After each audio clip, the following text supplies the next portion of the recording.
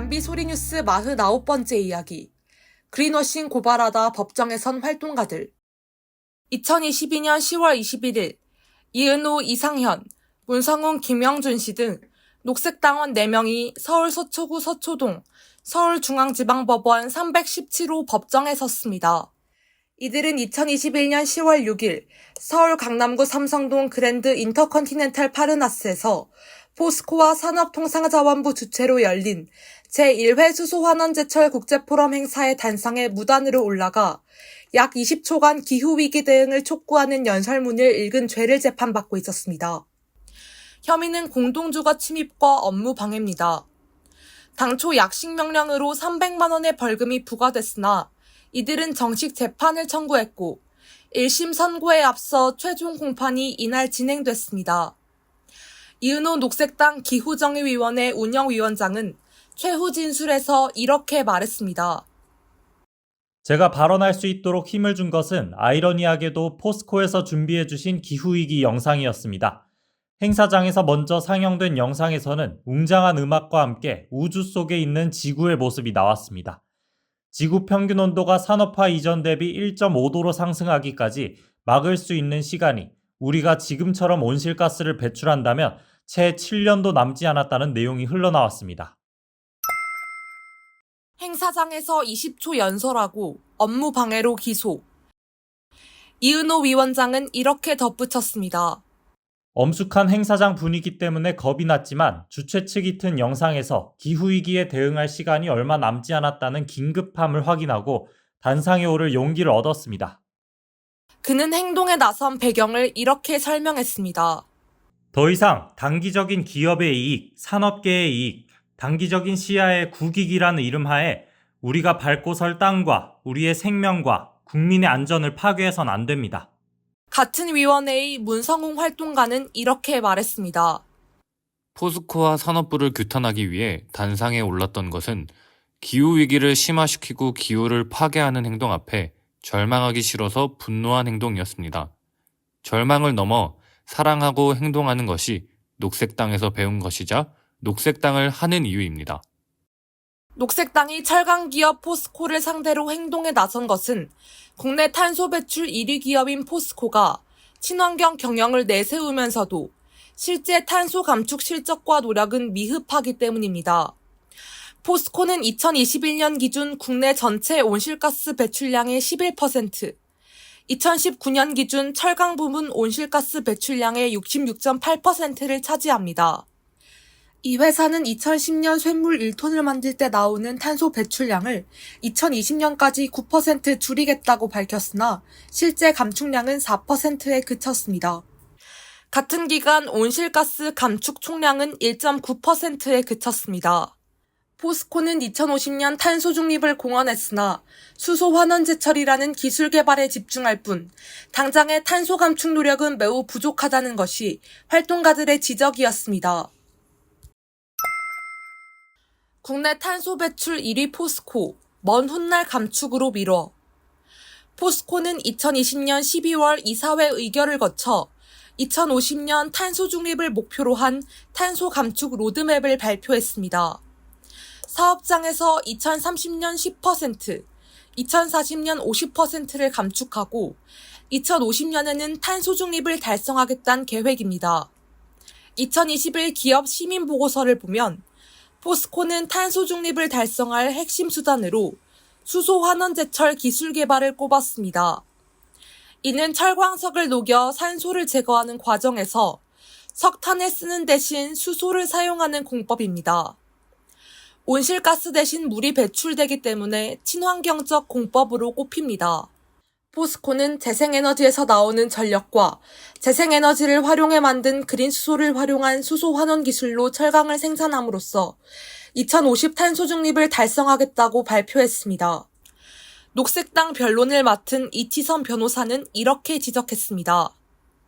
포스코가 현존하는 기술로 온실가스 감축을 하려고 하지 않고 기술을 계속 연구하고 개발해서 30년 후에 적용하겠다고 접근하는 게 문제입니다. 이미 수소 제철 기술을 개발한 해외 철강 회사가 있고 철 스크랩을 활용해 온실가스 배출을 현저히 줄이는 전기로 생산 방식이 있는데도 포스코형 수소 환원 제철 기술 개발에만 매달리고 있단 겁니다. 이 변호사는 이렇게 덧붙였습니다. 긴급하게 온실가스를 감축해야 하는 2030년까지 수소 환원 기술은 도움이 되지 않습니다. 포스코가 기술 개발에만 집중하면서 2030년까지 포스코의 사업장 감축 계획 목표는 10%밖에 안 되는 것이 문제란 겁니다. 이에 관해 임서정 포스코 탄소중립 전략그룹 리더는 2022년 11월 2일 경기도 고양시 킨텍스에서 열린 2022 대한민국 에너지 대전에서 담비뉴스 인터뷰를 통해 이렇게 말했습니다. 포스코가 수소 환원 제철 기술에 주력하는 건 맞지만 기술 개발만 하는 것은 아닙니다.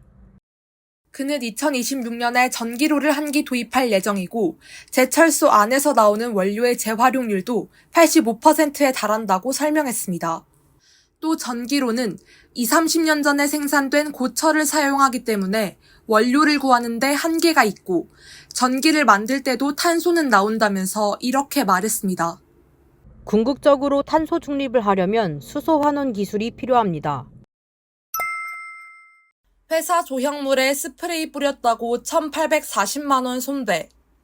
대기업의 그린워싱을 고발했다가 재판에 넘겨진 또 다른 사례는 2021년 2월 경기도 성남시 분당구 두산중공업, 현 두산에너빌리티 사옥의 두산 로고 조형물에 녹색 스프레이를 뿌린 청년기후 긴급행동의 강은빈, 이은호 활동가입니다. 이들은 두산이 기후위기를 가속하는 석탄 발전소를 건설하고 있는 것에 항의했습니다. 강 활동가 등은 재물손괴와 집회 및 시위에 관한 법률 위반 혐의로 1심에서 500만 원의 벌금형을 선고받았습니다. 회사는 이들에게 1,840만 원의 손해배상을 청구하는 민사소송도 냈습니다. 조형물 교체 비용과 기업 이미지 손상, 회사 임직원들의 정신적 충격이 이유였습니다. 두산에너빌리티는 대표적인 석탄 화력발전소 건설기업입니다. 현재 한국전력이 인도네시아에 총 2,000메가와트 규모의 자와 9, 10호기와 베트남의 총 1,200메가와트 용량의 붕앙 2석탄 발전소를 올해 완공 예정인데 모두 시공사가 두산에너빌리티입니다. 이렇게 국내외에서 석탄 발전소를 지으면서도 두산에너빌리티는 친환경 기업으로 자사를 홍보하고 있습니다. 2022 대한민국 에너지 대전에서 만난 두산에너빌리티 관계자는 이렇게 말했습니다. 그린 에너지를 통해 회사뿐 아니라 지구의 지속 가능성을 높여나가겠다는 의미로 사명을 변경했습니다. 그는 이렇게 덧붙였습니다. 석탄 화력 발전에서 풍력 같은 친환경 에너지원으로 사업을 전환하는 과정에 있습니다. 그러나 그는 두산에너빌리티의 구체적인 온실가스 감축 계획과 청년기후 긴급행동 관련 재판에 관해서는 엑스포에는 정확하게 답할 수 있는 사람이 없다며 즉답을 피했습니다. 안내받은 메일 주소로 나중에 질문지를 보냈으나 답하지 않았습니다. 전세계 기후 관련 재판 2,000여 건 진행 중. 영국 런던 정경대 그레덤 기후변화와 환경연구소가 발표한 기후소송 글로벌 트렌드 2022 보고서에 따르면 현재 각국에서 제기된 기후소송은 2,000건을 넘어섰습니다.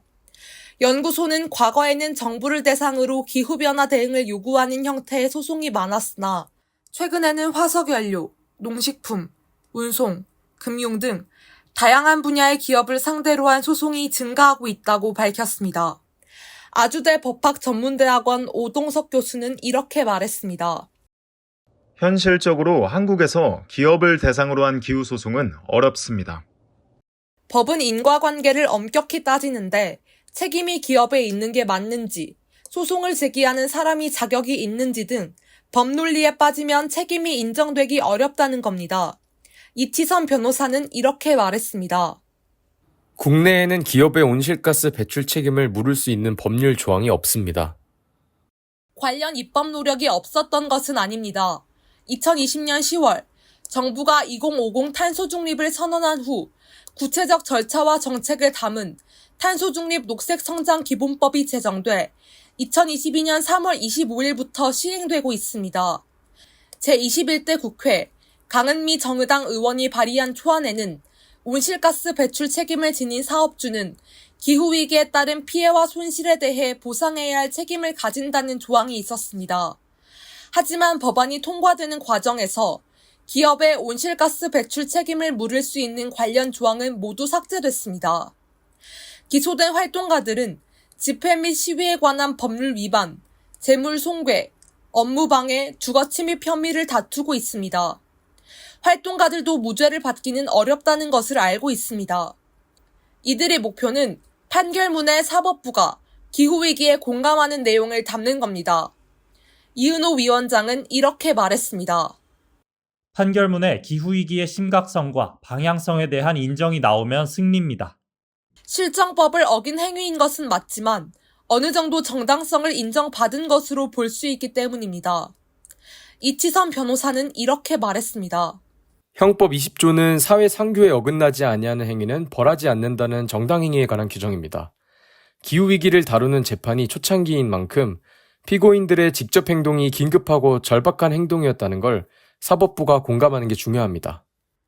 활동가들이 약식 명령에 불복하고 정식 재판을 청구한 것 역시 법적 다툼을 통해 기후위기의 심각성과 기업의 책임을 널리 알리자는 심산입니다.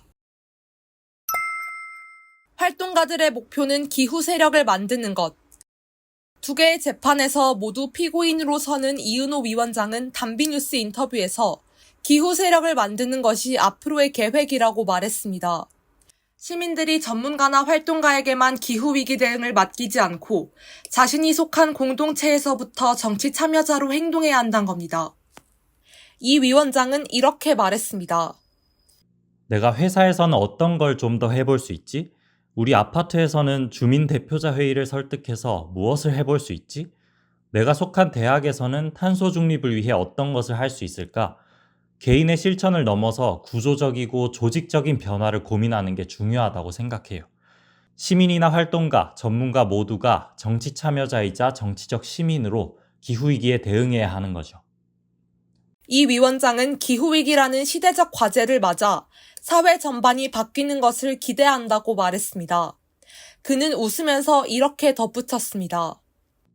기후위기를 우선순위에 두고 선택하는 시민들이 늘어나야 여론이 형성되고 정치인들도 압박을 받을 거예요. 내후년 총선 때까지 정당 상관없이 기후 세력을 만들 겁니다. 2023년 1월 11일 법원은 이은호 위원장에게 벌금 200만 원, 이상현 씨에게 150만 원, 문성웅, 김영준 씨에게는 각각 100만 원을 선고했습니다. 앞서 약식 명령에서 내려진 1인당 300만 원의 벌금보다는 줄어든 액수입니다. 재판부는 판결문에서 유엔 산하 기후변화에 관한 정부 간 협의체의 보고서 등을 인용하며 기후변화 추세의 심각성을 인정했습니다. 또 정부와 기업의 실질적인 대응을 촉구한 피고인들의 행동에 관해 목적의 정당성과 타당성이 없다고 볼 수 없다고 밝혔습니다. 기후소송의 가장 기본적인 목표가 성취된 겁니다. 취재 모근수, 녹음의 우현지, 정윤채, 김민성, 서현덕, 김현재, 전나경, 양진국, 편집의 김민성이었습니다. 지금까지 단비 소리뉴스였습니다.